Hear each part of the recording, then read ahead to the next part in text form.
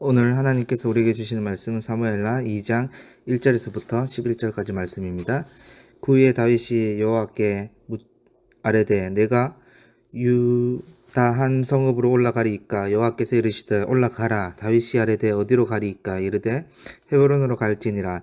다윗이 그의 두 아내 이스라엘 여인 아히노압과 갈멜 사람 나발의 아내였던 아비가일을 데리고 그리로 올라갈 때에 또 자기와 함께한 추종자들과 그들의 가족들을 다윗이 다 데리고 올라가서 헤브론 각 성읍에 살게 하니라. 유다 사람들이 와서 거기서 다윗에게 기름을 부어 유다 족속의 왕으로 삼았더라. 어떤 사람이 다윗에게 말하여 이르되 사울을 장사한 사람은 길르앗 야베스 사람이니이다 하매 다윗이 길르앗 야베스 사람들에게 전령들을 보내 그들에게 이르되 너희가 너희 주 사울에게 이처럼 은혜를 베풀어 그를 장사하였으니 여호와께 복을 받을지어다. 너희가 이 일을 하였으니 이제 여호와께서 은혜와 진리로 너희에게 베푸시기를 원하고 나도 이 선한 일을 너희에게 갚으리니 이제 너희는 손을 강하게 하고 담대히 할지어다. 너희 주 사울이 죽었고 또 유다 족속이 내게 기름을 부어 그들의 왕으로 삼았음이니라 하니라. 사울의 군사령관 네레의 아들 아브넬이 이미 사울의 아들 이스보셋을 데리고 마하나임으로 건너가 길르앗과 아술과 이스라엘과 에브라임과 베냐민과 온 이스라엘의 왕으로 삼았더라. 사울의 아들 이스보셋이 이스라엘의 왕이 될 때에 나이가 40세이며 두 해 동안 왕위에 있으리라. 유다 족속은 다윗을 따르니 다윗이 헤브론에서 유다 족속의 왕이 된 날수는 7년 6개월이더라. 아멘. 여러분, 어느 회사에서 리더십 교육을 할 때 성경 인물들을 예로 제시하는 회사가 있다는 말이 있습니다. 아마도 기독교 회사이지 싶은데 리더십 교육에 주로 등장하는 인물이 바로 다윗입니다. 다윗은 이스라엘의 왕으로서 탁월한 리더십을 발휘했고 다윗에게서 본받을 점을 취합해서 회사에서 교육을 하는 것 같습니다. 오늘 본문에서도 다윗의 행동을 통해 신자들이 배워야 하는 교훈들을 함께 나누기를 원합니다. 여러분, 지금 다윗은 시글락에 있지요. 시글락은 다윗이 사울을 피해 강야에서 지냈던 곳으로 유다 남쪽에 위치한 장소인데요. 이곳에서 다윗은 추종자들과 함께 적들로부터 여러 공격을 이기면서 획득한 전리품들을 유다 족속들에게 사람들에게 나누어 줬습니다. 사무엘상 30장 26절 말씀인데요. 다윗이 시글락에 이르러 전리품을 그의 친구 유다 장로들에게 보내어 이르되 보라 여호와의 원수들에게서 탈취한 것을 너희에게 선사하노라 하고. 아멘. 그러자 유다 족속 중에 다윗에게 감사하며 충성을 바치는 추종자들이 이제 많아졌어요. 또한 2절에 보면 다윗의 두 아내 아히노압과 아비가일은 유다와 가까운 남쪽 지역 출신들입니다. 아마도 두 아내들은 그 지역 백성들이 남편 다윗을 지지하도록 좋은 가교 역할을 했을 것입니다. 이렇게 다윗은 강야 시절 그를 따르는 무리와 전리품들을 받은 추종자들이 어느 정도 다윗을 따르는 무리들이 있었습니다. 이때 다윗이 가장 먼저 보인 반응이 무엇입니까? 사무엘하 2장 1절 말씀인데요. 그 후에 다윗이 여호와께 여쭈어 아뢰되 내가 유다 한 성읍으로 올라가리이까? 여호와께서 이르시되 올라가라. 다윗이 이르되 어디로 가리이까? 이르되 헤브론으로 갈지니라. 아멘. 그렇습니다, 여러분. 다윗은 그가 어떤 결정을 내리기 전에 항상 하나님 앞에 길을 물으며 기도했다는 것입니다. 그래서 신자들이 다윗을 통해 배워야 할 점이 있다면 하나님께 길을 묻고 기도해야 한다는 점입니다.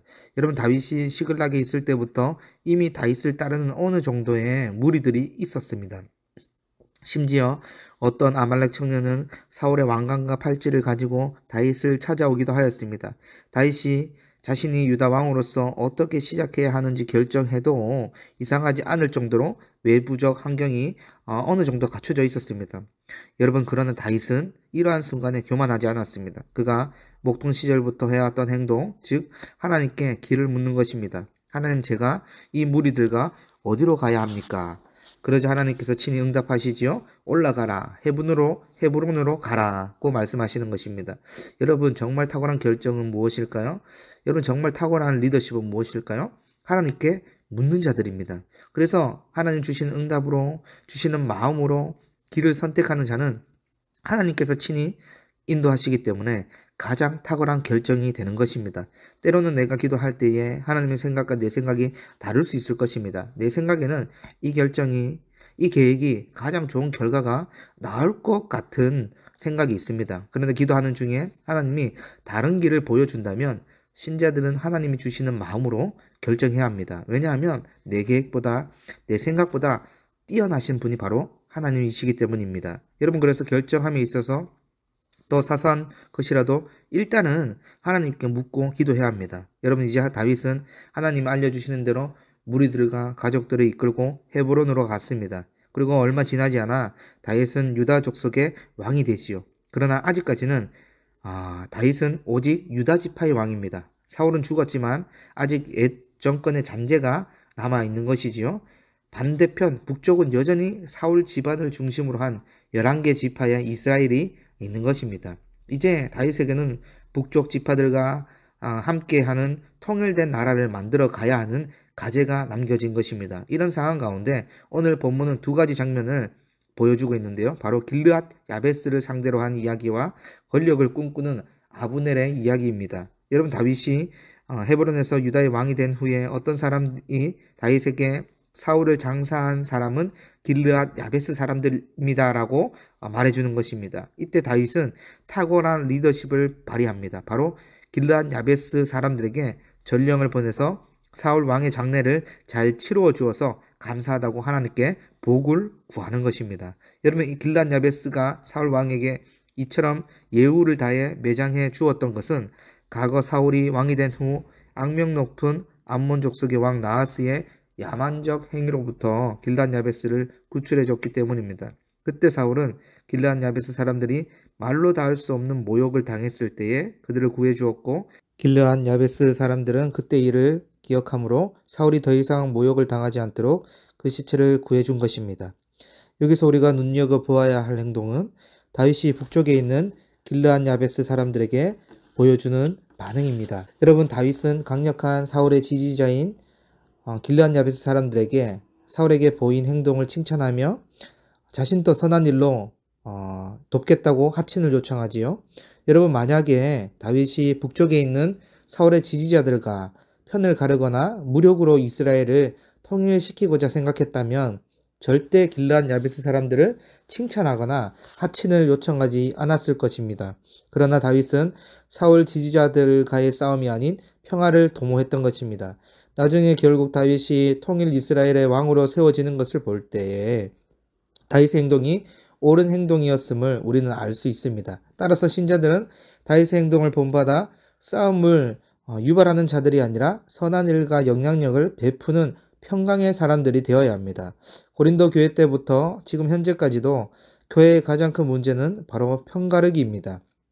길르앗 야베스 사람들이 사울의 시체를 가져오기 위해 온갖 위험을 무릅쓰고 벳사 성벽에 올라갈 정도면 그들은 정말 사울을 존경하고 사랑했을 것입니다. 다윗의 입장에서 보면 절대적 사울의 지지자들이었기 때문에 질투와 시기심이 생길 수도 있습니다. 그러나 다윗은 오히려 길르앗 야베스 사람들을 칭찬했고 자신이 나서서 무슨 일이든지 앞으로 돕겠다고 하는 것입니다.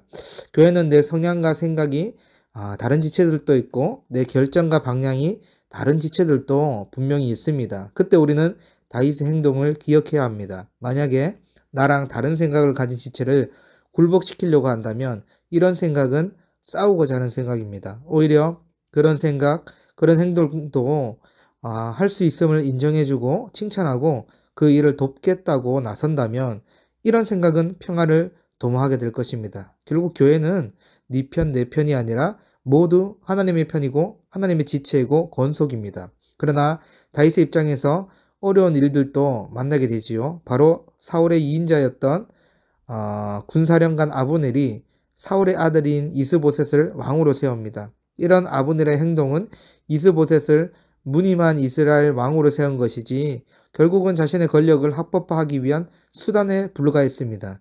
여러분, 생각해보면 아브넬은 사울 곁을 지키면서 다윗이 하나님의 기름 부음 받은 자인지를 분명하게 인지했을 것입니다. 그런데 사울이 죽고 이제 자신이 1인자가 되자 그 권력에 대한 욕심을 끝까지 지키고자 다윗의 반대편에 서고 있으니 이 얼마나 어리석은 행동입니까? 다윗은 이런 어려움들 속에서 헤브론에서 7년 6개월을 통치하게 됩니다. 마찬가지로 우리의 삶에도 어려움들이 분명히 있을 것입니다. 그러나 신자는 싸움으로 무력으로 갚아주는 자가 아니라 평강과 선한 일로 돌려 주어야 합니다. 또 한 가지는 모든 일을 하나님께 묻고 기도해야 합니다. 이때 우리는 다윗과 같은 좋은 리더십을 발휘하게 될 것입니다. 그러므로 오늘 또 하나님께 묻고 기도하며 공동체의 평강을 도모함으로 선한 영향력을 드러내는 우리 모든 비전교회 성도분들이 되기를 간절히 소망합니다. 하나님 아버지 감사합니다. 하나님의 묻고 기도했던 다윗, 공동체의 평강을 도모하고 선한 영향력으로 통일을 했던 다윗의 모습을 보면서 우리도 교회에서 또 삶에서 날마다 하나님께 묻고 기도할 뿐만 아니라 공동체 가운데 평강을 도모하는 선한 영향력을 끼치는 우리 모두가 될 수 있도록 인도하여 주시옵소서. 감사드리며 우리 주 예수 그리스도의 이름으로 기도드립니다. 아멘.